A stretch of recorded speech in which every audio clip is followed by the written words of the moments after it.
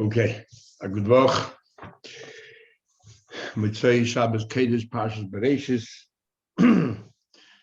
We're up to the mission of Kuf Zayin on the base. This entire parak is made up of two arguments between Chanan and his colleagues, and then 7 arguments between Admon and his colleagues. So we learned already the first thing that Chanan said, where Rabbi Yochanan Zakkai agreed with him. And Chanan said that if somebody goes overseas and the wife wants to have mezainis, and according to Chanan, she doesn't have to swear in order to get food, but when she collects a kesuvos, she swears, and she also swears that she never got anything from her husband. And the Chachamim argue, they hold the Bnei Kohen Gedolim, argue, and they say that no, you have to swear for the food as well. Next case, Mishnah. Misha overseas. Somebody came along and stepped in without anybody asking, and he provided food for her. And then when the husband comes back, he goes to the husband to claim a reimbursement. Now, if he would have lent the money outright to the wife, and the wife has to pay him back, then the wife has every right to go to the husband and say, "Look, it's your obligation to take care of me, pay him back." But that's not what happened here. He was lending money to the husband who was not here, in absentia. And now that the husband came back, he wants to get reimbursed. Chanan says, very nice of him, and the husband be a mensch if he paid him back, but legally you cannot force him. You lost your money. And why is that? We'll explain in a minute. And the Bnei Kohen argued, they say, Yishava kama hoitziv, he swears how much he spent, and he gets reimbursed. Amar Abdei ben Hurkan is Kidib Leim. Abdei ben Hurkan agreed with the Bnei Kohen Gedolim. And Amar Rabbi Yochanan Zakkai said, Yofa Omar Chanan was right. He niach ma'osav al keren hatzvi. It's as if he put his money on the horn of a deer, it ran away. We are up to Daf Kuf Zayin Amud Beis. We just did the Mishnah. In a nutshell, what happened when somebody went overseas, somebody else stepped in and took care of his wife, and when he came back, he wanted to get reimbursed. Chanan said, nope, you never asked the husband, you just live on your own, you don't get reimbursed. Even though the husband has an obligation, and you took care of his obligation. Yet, and Tosfos explains and other Rishonim, this is compared to a case called Mavriach Esari. If a lion comes threatening you and I chase the lion away, I cannot ask you for reimbursement, even though there will cost involved. Why is that? Because preventing you from having a loss is not the same thing as giving you something directly. I'm preventing you from having a loss from the lions, but I gave you nothing in return. Your field is the same today as it was yesterday. A loss might have happened. I prevented that from happening. Same thing here. That true, you could have had a loss. You could have had to pay your wife, to take care of her. I prevented that loss from happening, but I didn't give you anything, so therefore I cannot get reimbursement. It's more like a grumma. When I give you something directly, you can that's giving you. But if I'm causing you, a grumma cause is not the same thing. So therefore, Chanan says, I cannot get reimbursement. The Chachamim say, no difference. You could get reimbursement. That's how we learn Pshat. That's how Moshe Shai learned Pshat. Rabbeinu Tam learned Pshat, that when it comes to, everybody holds that if I, let's say, pay off your debts, or I take care of certain things of you and I prevent you to have a loss, then the din is that, that I can get reimbursed from you. But over here in the case of the wife, who says she has to live on $100 a week? Maybe she can scrounge and live on $10 a week. So the amount, maybe you can live on very little because, eat a bit more frugally and eat yesterday's bread and so on and so forth. And that's why you cannot collect money from the husband. Anyhow, Gemara. So Tanan, we learned in the Mishnah, let's say Shimon said, Reuben, I don't want you to have any pleasure from me. And then Rashi says, and the same thing happened in reverse. Reuben said, I don't have any pleasure. So Shimon said to Reuben, I don't want you to have any pleasure from me. And Reuben said to Shimon, I don't want you to have any pleasure from me.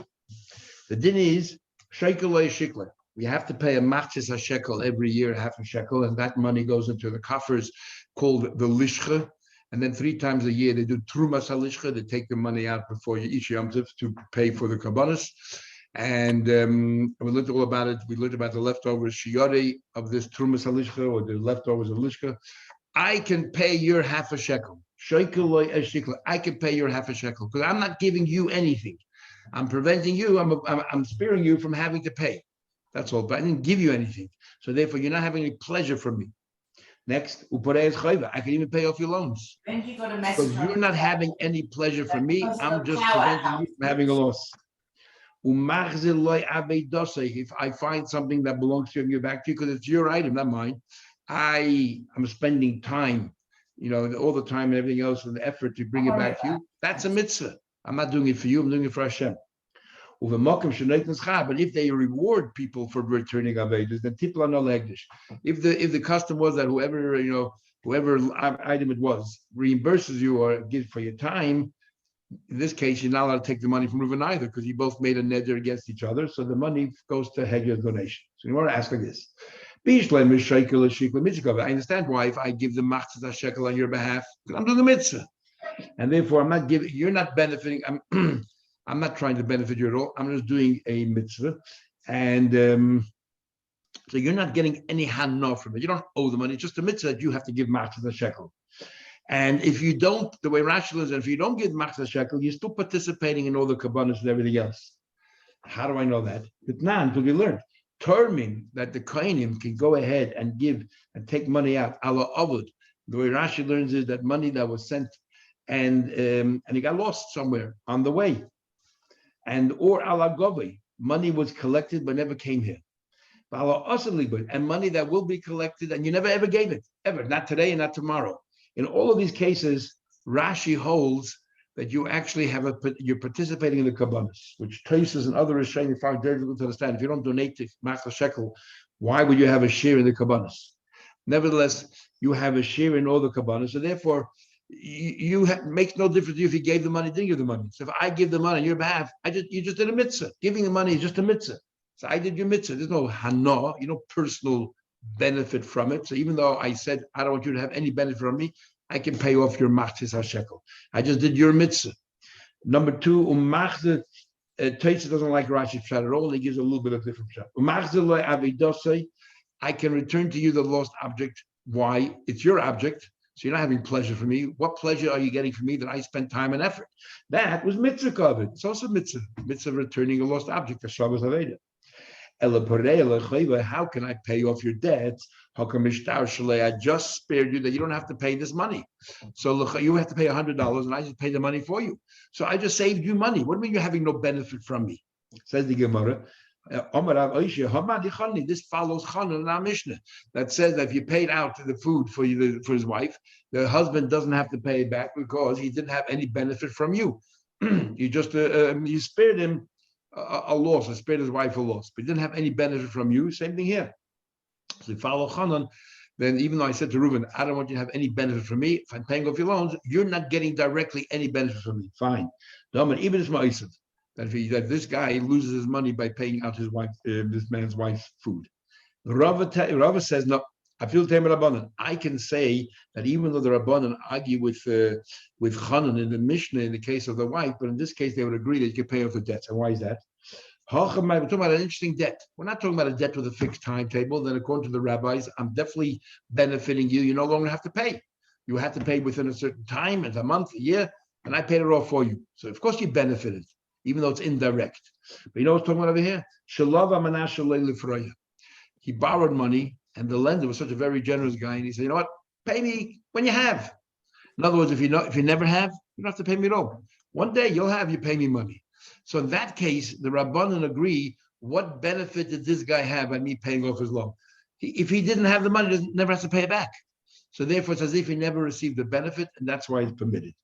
Says the Gemara, I understand why Rabba doesn't follow Rabbi Ishia, the Muklavani was like Rabbanan, even though the halacha is like Chanan, but he wanted to learn like the Rabbanan because they're the majority. Rabbi Ishia, my time of Rabbi, why should like Rabba? Now the simple answer would be because the halacha is like Chanan. But the Gemara wants to say that Rabbi Isha maybe can come out according to everybody. So why didn't he answer that? Can I even work out according to Chachamim? Says the Gemara, you know why?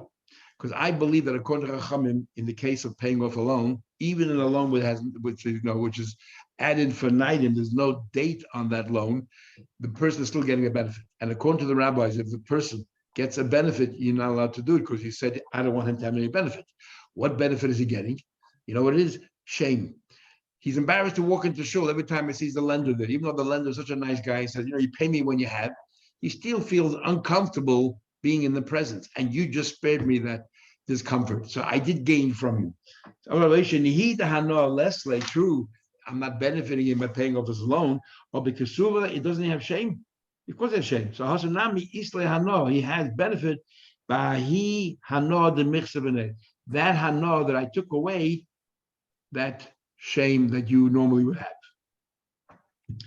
Next Mishnah. Now we're going to Admon. There are 7 things that Admon said. Admon says Shiva 7 things. Number 1, Misha Mace.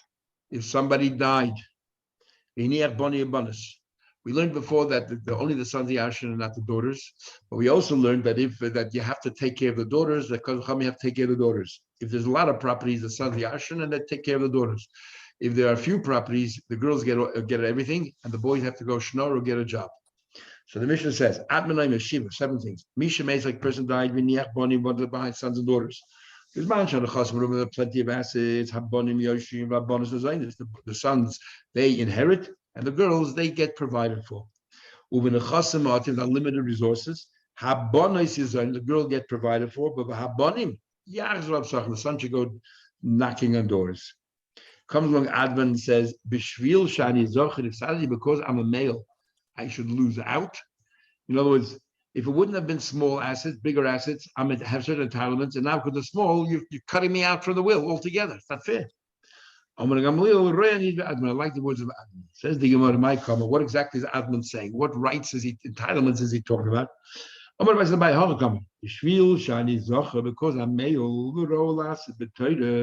and I would love to learn Torah in Yeshiva or in Koil, and therefore I should be taken care of, and Hifsadati.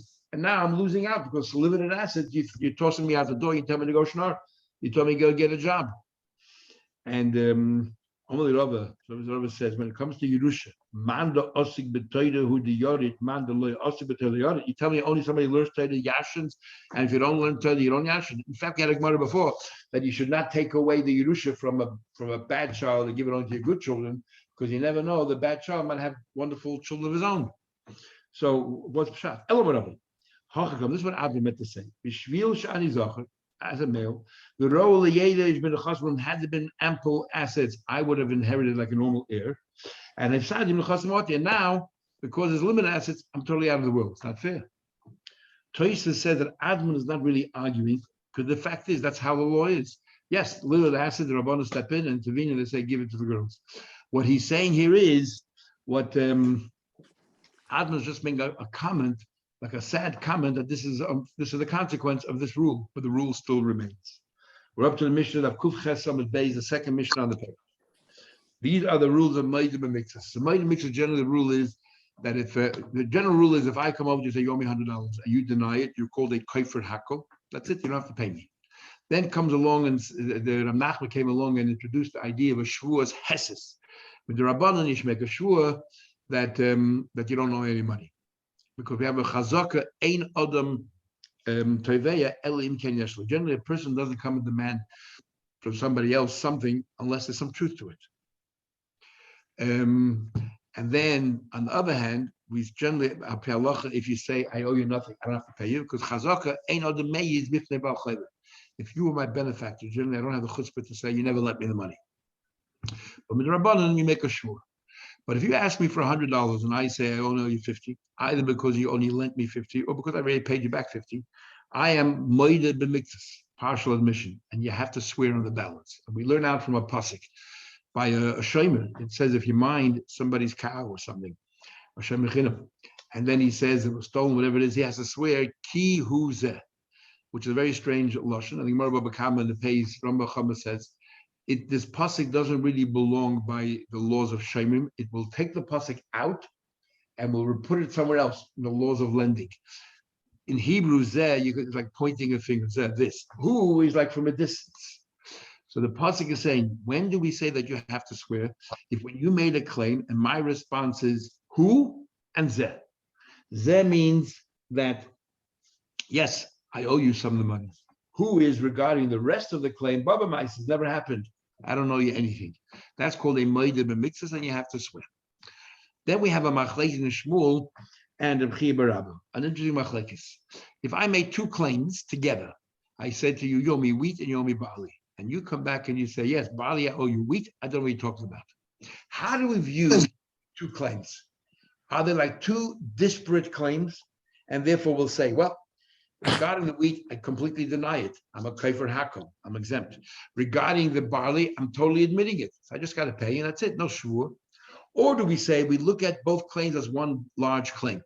And as one large claim, well, I'm asking you for the value of the wheat and the barley together, and you're only made on one of them. So it's a made b'mikzas. Do we look at the components of the claim? Do we look at the substance of the claim, or do we look at the quality of the claim, which is the value? And that's the machlekes, whether that's called made b'mikzas or not. And we'll see in the Gemara here. Another machlekes goes even further, is Rabbi Gamliel. And what happens if I ask you for wheat and you say, wheat? What are we talking about? But I do owe you barley.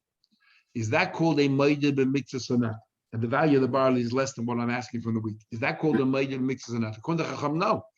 Mashatanu, whatever I claimed, you're saying no. And what you're admitting to, I never claimed. So there's two different stories here. There's no maida b'mikzas. However, Gamliel says, you have to swear you're a maida b'mikzas. Again, he looks at the quality.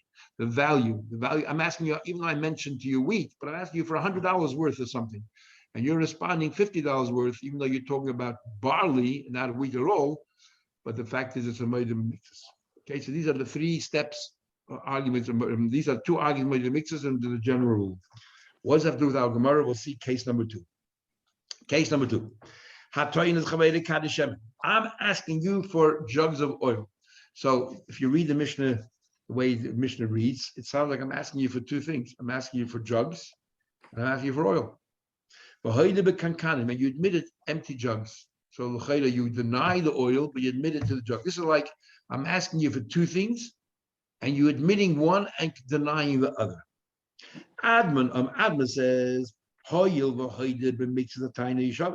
Adman says, because he admitted to part of the taina, he has to swear. And the Chachamim ain hoidav mixes mimina taina. There's no partial admission. You asked me for jugs and oil, and I'm only answering on one another. I'm totally denying. There's no partial admission. I like the words of that. Says the Gemara, Shmamin, it seems from here, the Gemara now will compare this case to the case of wheat and barley. I'm asking for two things, wheat and barley. All you're admitting is the barley, potter, I am potter. Because on one of them you totally deny, and the other one you're totally admitting. There's no way to mix it. Potter means I don't have to swear. I got to pay you for the barley, but I have to swear. Says the Gemara, this is a question on Nachman in the name of Shmuel. Why? Because Nachman said in the name of Shmuel, if I ask you for wheat and I ask you for barley, and you put one of them, chayiv, that's called a meidim and mixes, and you're a chayiv. And here the Mishnah Rabbana say that it's not called meidim and mixes. So it's a question of Shmuel. So Rav went in defense of Shmuel, which is not common because usually they're arguing with each other. The Toyin and Mida, you misunderstood the Mishnah. When he said Kadesh Shemen, he didn't mean to ask for jugs and oil.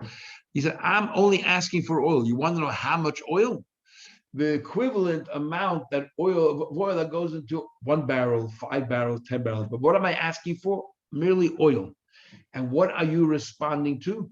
You're responding saying jugs. So I'm asking you one thing and you're answering me something totally different. And that's why the Chachamim say there's no meidim and mixes here. Because what you're claiming I'm denying and what I'm admitting you never asked. Says the Gemara, if so, my time with the Adman. If so, what is the logic of Adman? What's the logic of Adman? Elamar says Rabbi. Then why would Adman say it is meidim and mixes? Now, true, Rabbi Gamliel says that's called meidim and mixes, but the halacha is not like Rabbi Gamliel. The halacha is like Adman, so we want to make it work. Elamar Rabbi. Rabbi says, I'll tell you what happened. Kuli Alma, everyone agrees. If he would have told him, if he would have used the words, full 10 barrels full of oil is found in your pit, then obviously what am I asking of mine is by you? What am I really asking for? Oil. because I'm telling you that the oil is sitting in the pit. And when I mention the jugs, I'm just telling you the quantity. So then obviously, shemen kotoile, all I'm asking for is oil. I'm not asking for jugs. If I'm not asking for the jugs. What about asoro kade shemen meleim yesh? He says clearly these words: 10 barrels full of oil is sitting in your possession. Now, obviously, what am I asking? Shemen v'kankanim kotoile. I'm asking for the oil, and I'm asking for the jugs. Key pligi. You know the argument of the Chachamim and Adman is how to interpret his words. He omitted the word mole. He said 10 jugs of oil. He didn't say 10 jugs full of oil. He just said 10 jugs of oil. What did he mean with those words? Was he talking about a quantity or was he talking about jugs and oil together? And that's the argument here. Key pligi. He said to him, Asora kadeshemen, yes, I have 10 jugs of oil by you. Adman says, Yesh b'loshen hazeh. If you read carefully into his words, he's actually making 2 claims.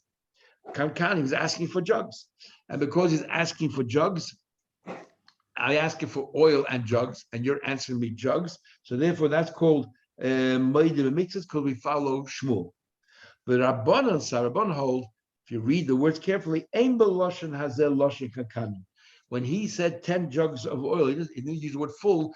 What he's saying is that how much oil is it? 10 jugs worth. But what am I really asking for? Just the oil. The oil sitting in your pit. So there's no way to mixes here. I'm asking for oil and you're admitting to jugs.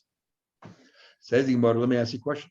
Now that the word mole is not missing in the Mishnah, obviously the pshat you tell me right now is correct. Now what? That the thing is, the argument is, if I'm only asking for oil, I'm asking oil and jugs. But it's clear, if I am asking for oil and jugs, there's no argument, and you're only admitting to jugs, that's called meiba mixes. If so, it's a support to Shmuel, but a question of Chiya bar Abba, because Chiya bar Abba says in such a case, it's not meiba mixes, because you ask, it's like 2 separate claims, oil and jugs, wheat and barley, and I admit to barley, so wheat I'm denying, and barley, it's a full admission. So the Gemara now says, leads into this question. All the time, the only reason is the aim because of the barrels. There's barrels, then he would have to swear by the mixes. But isn't that a question on a Chibarabba? What did he say? If I asked you for wheat and barley, and you admit it to one of them, potter, you are potter. So, and how is it going to learn the Mishnah? Because the Mishnah seems to say that everyone agrees. If I ask you for those 2 things and you admit to one, it's a meidim mixes. The argument is, when I use the words 10 barrels of oil, did I mean the barrels as well as the oil or just the oil? Rashi says, the case of oil and jugs is very different than the case of wheat and barley. The wheat and barley are 2 separate claims, 2 disparate claims. This is wheat, this is barley. What's the connection? So because there's 2 separate claims, one you deny, one you admit, Chiya bar Abba says there's no meidim mixes. But when we talk about jugs and oil, they're connected. You put oil in a jug. So they're not 2 claims, they're 1 claim. So if I ask you for jugs and oil and you admit to the jugs, it's like you're admitting to a part claim. How do I know that? Because this is similar to a case of pomegranate and its peel. Nasa, it's like Kimishatano, he demanded that people say, I'm asking for pomegranate and its and what do you call it, and its peel. And it's like, in other words, it's like 1 case. So therefore, oil and jugs are very different. Chiya bar Abba says, and that's why here it's called a meidim mixes. Says the Gemara, Maskal Ravina has a question. What are you comparing? By a pomegranate cannot exist without the peel. So of course it's 1. Oil doesn't have to be in the jug. You can put oil in the pit, in the ground. So oil and jug, even though many times oil sits in a jug, but doesn't have to be. So therefore, it's not really 1 claim. It's 2 separate claims. And therefore, if it's 2 separate claims and he admits to the jugs, why do you call meidim mixes? It's a question of Chiya bar Abba. Says the Gemara, a pomegranate without a shell, minter, cannot exist. It will rot. Oil does not require jugs. It can sit in the pit. Says the Gemara, you're right. We're going to learn as follows. That Chiya bar Abba clearly holds that if you ask for 2 things and you admit to 1, that's not a meidim mixes. But our case was, I asked for 2 things, oil and jugs. But regarding the jugs, you have made a partial admission. I asked you for 10 jugs of oil. So I'm asking you for oil. I said 10 jugs of oil. According to the interpretation that I'm asking you for jugs and oil, you came back and said, what are you talking about?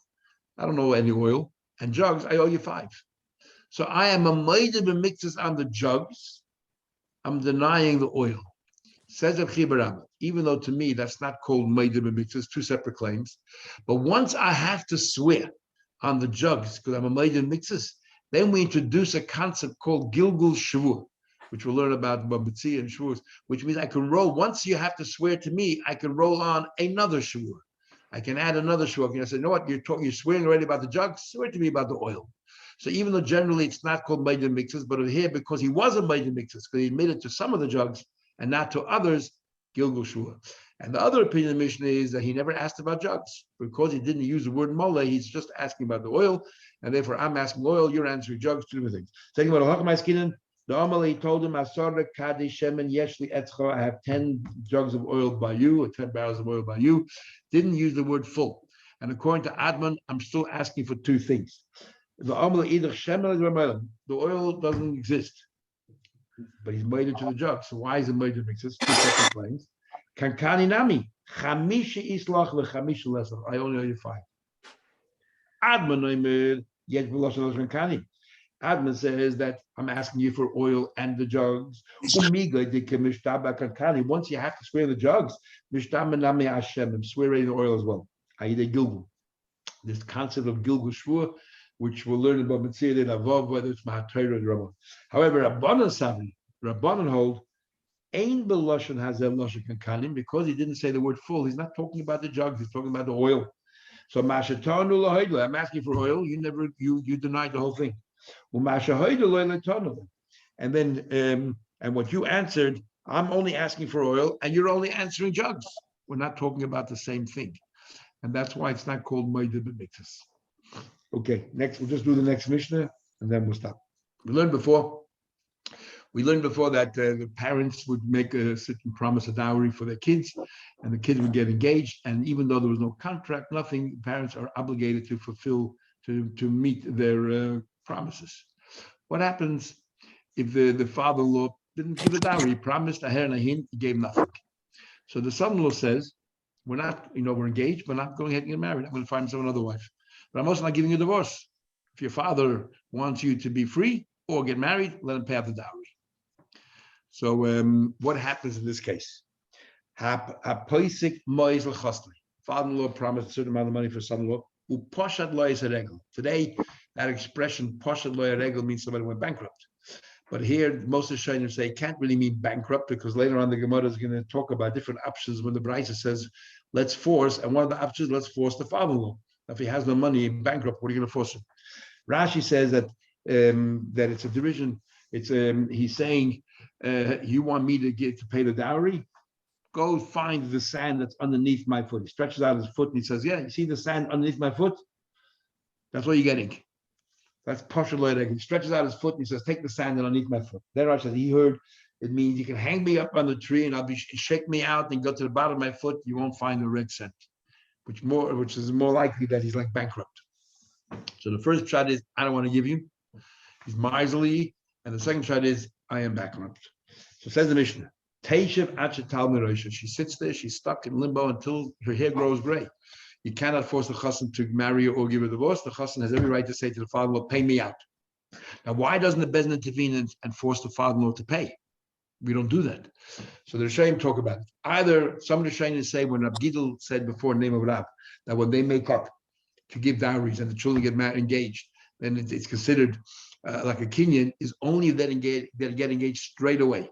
But if they get engaged a month later and it wasn't raised again about this dowry, then we say that they got engaged, nothing to do with the dowry. It's no longer a kinyan, and it will be a menschlichkeit for the parents to live up to their promises. But we cannot, in a court of law, force it. So this whole din of hein and nikamid is only if it happens straight away. If the kids get engaged right afterwards. The other Rishonim hold, we say it makes no difference. They can get engaged 6 months later. If the parents made up and then later got engaged, it's a kinyan because they're so happy that the children got engaged. Then this Gemara is talking about where they made up the dowry after they got engaged. The kids got engaged already, and then they sat down to work on the dowry. So it's not legally binding, and that's why the Bezdin can't intervene. Says the Mishnah further. Adma says, no, It's not fair on the girl. What do you want from the girl? Why are you punishing her? She can say, if I would have been the one who made this promise, you're right. I should sit it out until I'm prepared to adhere to my promises. But my father made the promise. What enough for me? Either marry me or give me a divorce. I like what Adman has to say. Okay, then the Gemara brings a brisa that says a little bit differently, and it's interesting Gemara. Okay, we'll stop over here.